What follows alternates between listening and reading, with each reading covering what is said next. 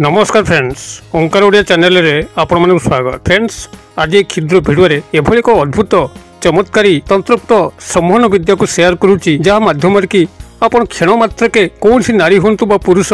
तांको आपनकर हाथ मुठा रखिक आपनकर समस्त अभिष्ट को परिपूर्ण करिपारिबे। यह एक बहु प्राचीन पारंपरिक तंत्रोक्त समोहिनी विद्या, जहाँ माध्यम की प्राचीन काल रे जो माने गणिका थिले से माने बहु पुरुष मान को प्रलुब्ध करिकरी तांकर व्यवसाय को बढ़ाई पाउथिले, किंबा जदि कोनसी पुरुष गणिका विद्यालयर मालिक बनुथिले सेतिपय जो तरुणी मानकर आवश्यक होइथाय, प्रत्येक तरुणी को एही उपाय रे से माने वश्यता स्वीकार करेकरी तांकर व्यवसाय को वृद्धि करि पाउथिले। एक शक्तिशाली तंत्रोक्त मात्र खूब भयंकर वशीकरण तंत्रोक्त समोहन विधि, जहाँ माध्यम की कौन सी नारी पुरुष क्षण मात्र के आखि पिछुड़ा के कौन सी पुरुष व नारी वश्यता स्वीकार करिथांती एवं तांकर कथा अनुसार कार्यकारी होइथांती। अतबे एई सूक्ष्म तंत्रोक्त समोहन विद्या को आपण माने प्रयोग करिकरी कौन सी नारी हुंतु बा पुरुष तांको आपनकर हाथ मुठा को आनी परिबे। आपनकर गुप्त संभोग उद्देश्य पई होइथाउ, विवाह उद्देश्य पई होइथाउ, किंबा पारिवारिक सामाजिक सांस्कृतिक क्षेत्र कौन सी स्वार्थमूलक उन्नति हासिल करने पे होइथाउ, आपण कौन सी मध्य उद्देश्य रे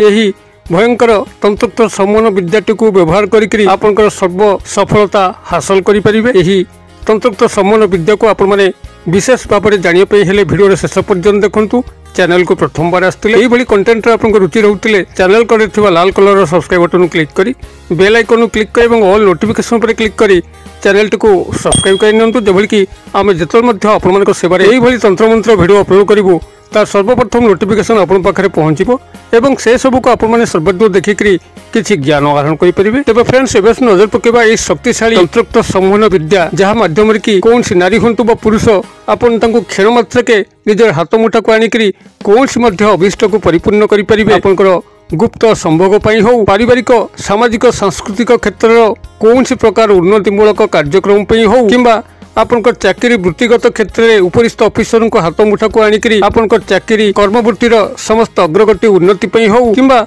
व्यवसायिक पेंठस्थली रे ग्राहक मान को आकृष्ट करिकरी आपनकर व्यवसाय को वृद्धि करिया पई हो, कौन सी मध्य उद्देश्य को यह परिपूर्ण करिवो एवं आपण माने निजर इच्छा अनुसार कौन सी नारी बा पुरुष को हाथ मुठा रखिकरी तांको आपनकर इशारा रे नचेई परिबे। एही तंत्रोक्त समोहन विद्या को आपण माने सफल भाव में संपादन करिया पई हेले मात्र गोटे क्षुद्र जीवर आवश्यक, ताहा होची आपनकर कला भंवर, जहाँकि विभिन्न फूल मानक उपरे बसिक उड़िकरी गुणुगुणु स्वर रे तार मधु संग्रह करुथाए। एही भली कला भंवर बा कला भ्रमर को आपण माने अधिकांश समय निजर आखपाख बाड़ी बगीचा देखिथिबे। खूब बड़ बड़ एही कला भ्रमर जेतबेले कोनसी फूल बसिकरी तार मधुपान करुथाए, सेतबेले से एभली मनस्क थाए तार आखपाखरे कोन घटुची से मध्य जानि पारे नै। एही कला भंवर को ही आपण माने ठाब करिया पे प्रथम अछि एवं जेकोनसी शनिवार दिन आपण शुद्ध पुत होइकरी जदि कोनसी कला भंवर को आपण माने पांती, तबे तार दुई गोटी पक्ष को आपण केवल आनिबाई अछि। एथिपई कला भंवर को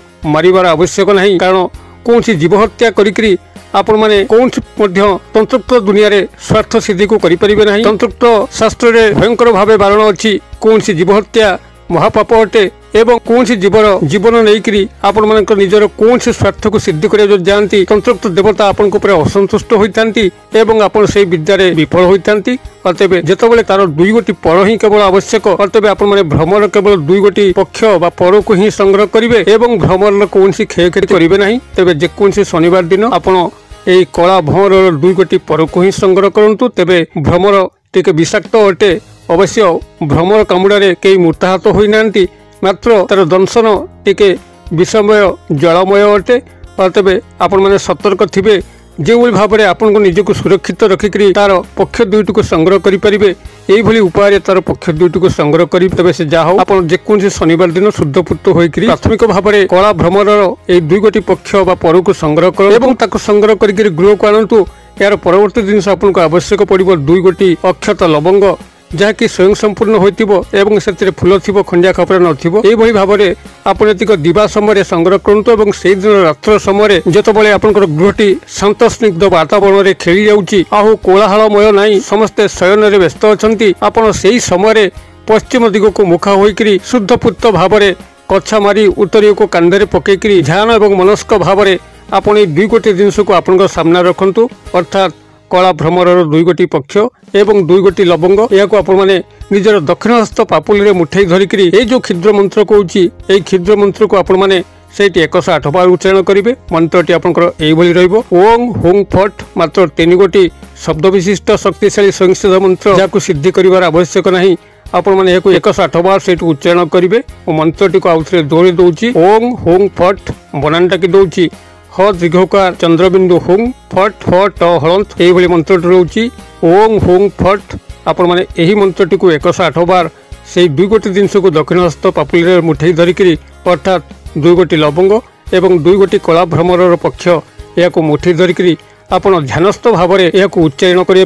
108 बार उच्चारण करने आपण जेकोसी गणन सामग्री किंबा माला को व्यवहार करेंगे। तेज यदि माला व्यवहार कर नाम एवं गोत्र सिद्ध होगा दरकार। यही भाव में आप 108 बार मंत्र को उच्चारण कर सारापर से जो अभिमंत्रित कला भ्रमरर पक्ष एवं दुई गोटी लवंग है ताको आपण दक्षिण हस्त पापुली बाहर करी संगे संगे पत्थर शिल चूरी ने तेज से जहाँ आप जेकोसी शनिवार दिन शुद्धपुत होकर प्राथमिक भाव में कला भ्रमरर ये दुई गोटी पक्ष पर को संग्रह कर संग्रह कर गृह को आणतु। यार परवर्ती जिनस आपको आवश्यक पड़ो दुई गोटी अक्षत लवंग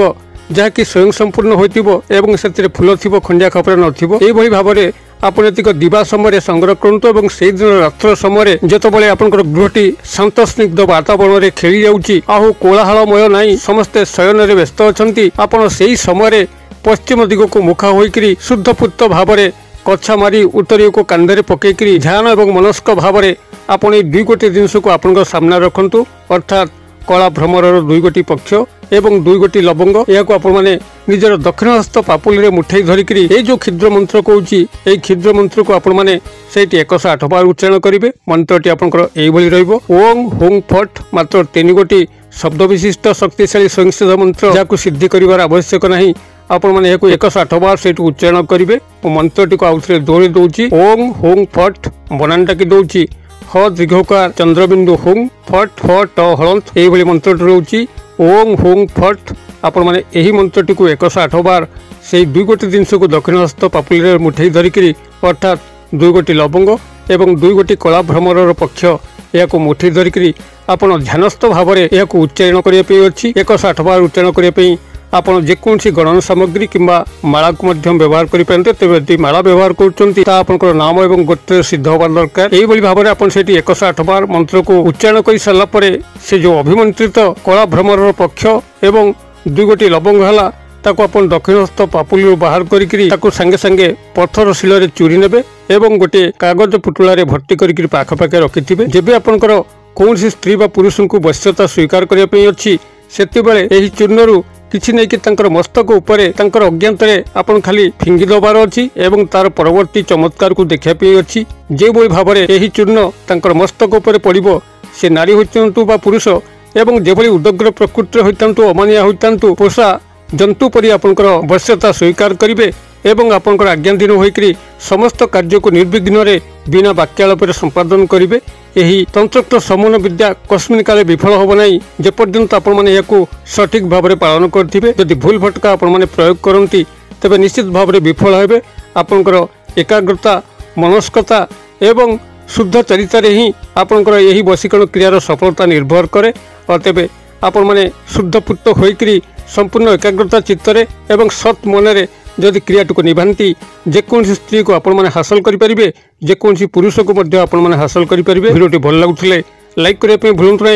सांगसाथी महल शेयर करने भूलु ना। भिडियो क्षुद्र परिसर मध्य मत आज विदाय दिंतु पुणी आपण देखा आउ एक शिक्षणीय भिडियो से पर्यटन दर्शक बंधु आपण समस्ते मंगलमय कृपार भले था रोचे। सर्वे भवन्तु सुखिन सर्वे सन्तु निरामया सर्वे भद्राणि पश्यन्तु मा कश्चित् दुर्भग भवेत्। ओं शांति ओं शांति ओं शांति। नमस्कार।